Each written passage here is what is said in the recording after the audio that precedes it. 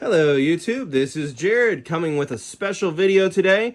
As of tonight, I have officially finished painting all of Hachette magazine. I got my first issue just over a year and a half ago, and after 20 deliveries and so much painting, I've officially painted everything. It did not fit on any of my desks, and so I have placed it out on my gaming mats that I rough cut from some cardboard and measured for board size for Spearhead. But this is the entire collection now and painted. So I want to do a highlight of everything I built and painted, and especially some kit bashes I came up with that worked out really well, and then go through my thoughts on the magazine. Now that I've done 100% built, painted, based all of Stormbringer magazine, what are my thoughts? What did I think? And I'll go ahead and give you a spoiler here.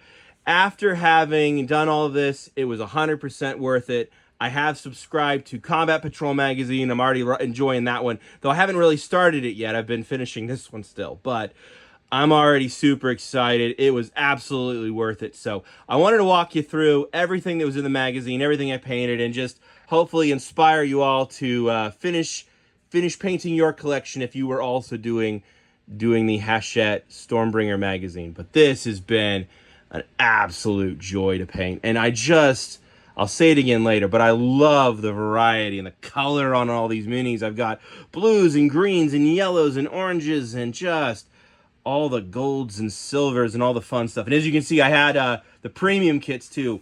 Those were absolutely worth the price of admission. So starting here on this side, we have the Cruel Boys. I am not going to name all the models here because that would take all night, but I will give you just a quick flyover. There are a lot of the war bands. I've mentioned in my very first videos, I loved working with the war bands. They're a lot of fun, great way to kind of get a taster for the different armies. So almost all the armies had a war band. That was fun. And that brings us to this model, which was a special one.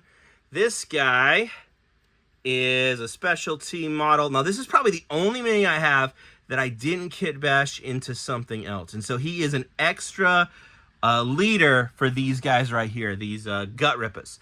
And so he's just kind of an extra leader for the squad. Otherwise, I normally like to kit bash stuff, but I already had the boss over here, the Swamp Color Shaman, and I did have the Dominion box, so I actually have doubles of a lot of this stuff. And I have an extra kill bow, so I have 2 kill bows. I have the 2 bosses and the boss on the Gnash Tooth. I have 2 Swamp Collas. I have 40 of these that I've painted now. 20 in the tan color, 20 that I'm painted green. I have 21 gut rippers, so I have that one extra guy. But I have a pretty decent force, and they all work together. Only thing I'm really missing now is the Troll Rider and the Vulture. For the Iron Jaws, this is about half of my Iron Jaws. This is the ones I got in the magazine. Probably the thing that I did that was most interesting is I took one of the bodies, and I used blue stuff to create a mold, and I made an extra body, because you have so many extra heads and arms and shields, etc., that I was able to take my old Ard Boys box and my new Ard Boys box and mix some weapons. And so some of these guys actually have weapons from the old version, and some of them have older heads. And so I was able to kind of mix and match so that I could mix and match my Iron Jaws. But the thing is, I made that extra model so that I could buy some bases and turn the Warband, which is Legends with really bad rules, into a team of brutes. And so these guys are now my proxy brutes, and they're on the correct base size, and they're all official minis. One of them has a base made of milliput, basically, but otherwise the head, the arms, the weapons, the skulls, all that's official GW plastic. But these are my brutes that I made out of that warband. That was a fun kit bash. And then, of course, the Maw Crusher. Oh, this was such a fun kit. If you get a chance to build a Maw Crusher, you need to build a Maw Crusher. And it is generally not too expensive to find. You can usually pick these things up for about 60, 70 bucks. I definitely enjoyed building the Maw Crusher. That was a great premium kit. I'll go ahead and highlight the terrain while I'm over here. Here you see all the terrain. I hate painting terrain, but I love playing and having some nice terrain. And the best part is, now that I have this good terrain, the first terrain I got was from Kill Team. And so I have the Chalnath box. And it's cool, but it's a little sci-fi. But it's nice to have some terrain that's actually Age of Sigmar terrain. My only gripe is that most Age of Sigmar terrain is either ruins, like this bad boy that's been destroyed, or under construction. And so these walls, you get the Skaven Tide box, are ruined by Skaven. And in this, which is the previous 3rd edition terrain, it's under construction. They've never made the building, to my knowledge, completed. They've only made it under construction or ruined. And then this thing's just fun. And had a great time building it. Might be able to actually proxy it as a Stormcast terrain piece, the new one, the Storm Vault or whatever. I think it's slightly bigger even, but it's a cool thing, and I don't feel like buying the giant Stormcast one. And then you'll notice the 2 statues. I'm so glad we got 2 statues in the magazine. There's 2 head options, and you should get one of each. It gives that Lord of the Rings vibe. And if you know Lord of the Rings, you know what I'm talking about. The 2 giant statues as they pass that waterfall system of waterfalls. If you know what the names of those statues are, put it in the comments. But I love the look of those statues. That was one of the last things I painted. The very last things I painted were these terrain pieces right here because I didn't really want to. Then we got the trolls, and these guys were so much fun. Here's Malag's mob, and then you'll notice I have 6. And this kit famously has 6 heads, over 6 sets of weapons, but only 3 bodies. And so I found somebody who had the file online to 3D print me an extra set of bodies. And so I got some extra bases, had somebody meet me up at a local gaming store and sell me some bodies for, I think, $12 or something pretty easy. And then I was able to give me the official arms and heads and put those on to those 3D printed bodies. And now I have 6 trolls instead of 3. That was a great kit bash as well. And then over here we have the big troll from the premium. Oh, such a beautiful kit. I almost want another one to build the alternate sculpt, but this guy was fun to paint, and the texture on the skin. Speaking of skin, this may be an old kit, but my goodness, I put a lot of work into this skin texture, and I just absolutely adore how it came out. Kit bashed some Stormcast shields on him because he likes to fight the Stormcast. He's got his cow, and then I used some texture paint. Hopefully you can see it there.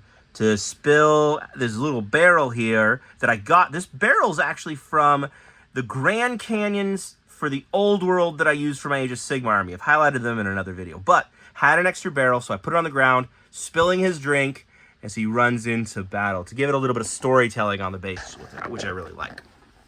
Primal terrain was a lot of fun. You should be able to see the skulls. So much fun to put that on the table. I put these on the table in every game just because they're fun. Not even if they're being used in the middle. Sometimes I just put them on the edge of the table. But we have the rest of the goblins, and I put some extra mushrooms on there, and they already had lots of mushrooms. Here's the 2 war bands all mixed together. Here's the big guy. We got the leader, the wizard, the commander of the army, the riders on the squigs. This was just the best to build. I actually bought a second set of the regular clan because there's 20 of them. So I have another 20 that I have that have the bows. So I have 1 squad of 20 with bows, 1 squad with hand weapons. And they are so much fun. I put them all on these little cork bases too, just to give them a little bit more height. But this was a fun painting project, and I painted 40 of them all at once, and that was a great batch build. All right, it's time for the dragons. There's Karazai, the Scarred, one of my favorite minis. Oh my goodness, my kids love my dragon. He is just the best. I loved painting this. This was worth the price of Hachette magazines alone. They give you these big, one-of-a-kind magazines, and it's just something special.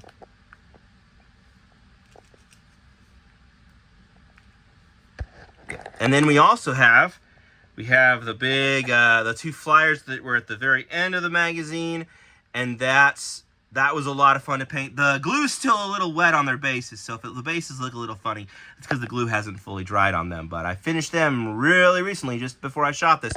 But they were so much fun to build, and then to paint the fire sword and the knights. Oh, great time. And then there's, of course, the Carriage and Overlords. That was my very first video series. Go watch that if you haven't already. And then we get over here to the Sylvaneth. And you'll notice I have an extra one. So what I did is when I built this guy, there's about 20 body pieces, and then you have 3 sets of heads and arms and weapons. So again, blue stuff to cast, and then cast it in Milliput, handmade all the bodies, and then I was able to put the official heads and weapons on him, and so I was able to get an extra one. And I did that with several extras. So I have a fairly large Tree Lord army that's 3 official kits and I think 4 extra sets of bodies for the regular Tree Lords.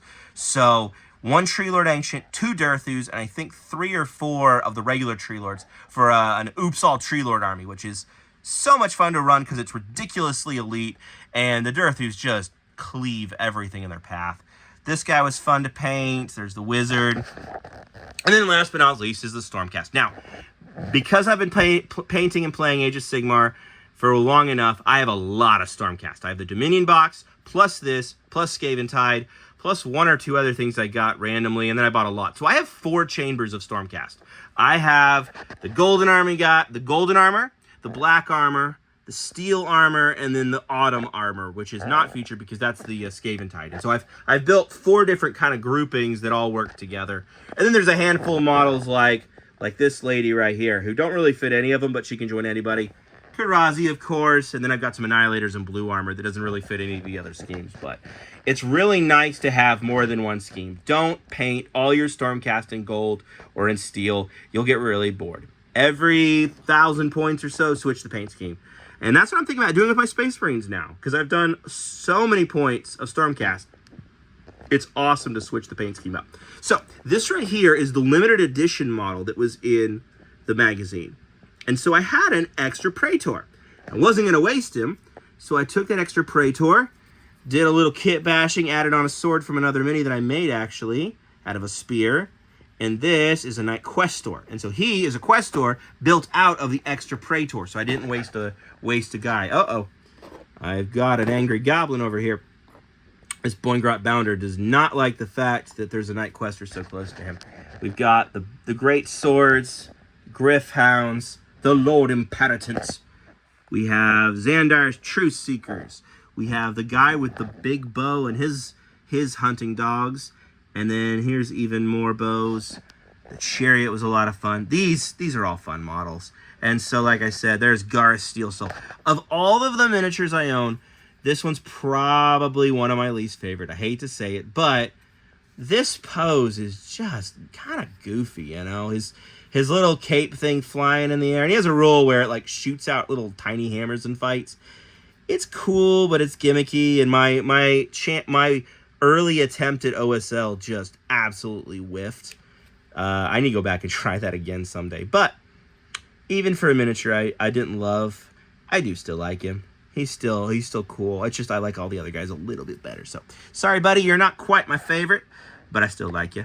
Where is our hero? Yes, I was featuring him a second ago. So, Mr. Commander of the Army here. You'll notice I put his helmet under his hand, so he's carrying his helmet. I painted his head and his helmet to decide which one I like better, and I decided I liked both of them, so I figured I'd work his helmet into there. But this is a great kit. Look at the fire in that little burner right there. That's pretty sweet. So, this is the whole thing. It's all done. I can't believe I actually finished the magazine. I can't believe I'm starting in the next magazine. But, oh, what a fun painting project. So, this is the whole set. This is all the things. So, I'm going to probably make a second video here and highlight my pros, my cons, and some tips on how should you do Hachette magazines using Stormbringer magazine as a guide. So, this is the whole army, but I'll make another video here, and it will be kind of a part 2 of the pros, the cons, and the tips of the magazine. So, thanks for watching. I hope you found this interesting, and part 2 will be coming out right after this. Oh, one other fun thing I made is I made a little tracker for the Bad Moon out of some extra bits, and then a month after I made this thing, they changed the rules so you don't track the Bad Moon anymore. So, that was annoying, but other than that, it was a great time. A few other little funny things happened, but overall, what a fun magazine. No regrets. Had so much fun painting it. The discount was amazing. So, Hopefully this inspires you to keep painting miniatures and enjoy the spectacle of getting a table full done. There's something so special about having a table of miniatures instead of just a little warband or even a single army. Being able to have full armies, and I have more miniatures for every single one of these armies to round them out. Just having full-sized armies and being able to cover a table is just something that's really special. That takes a couple years to achieve, but once you've been in the hobby, it's nice to have painted based minis and not just the gray plastic that we all use when we start out. So hopefully this inspires you. Leave a like, leave a comment if there's anything you want to see or anything you're interested in about, or any questions you have for me about Hachette magazines in general. I'll be happy to answer your questions. So thanks for watching. Bye.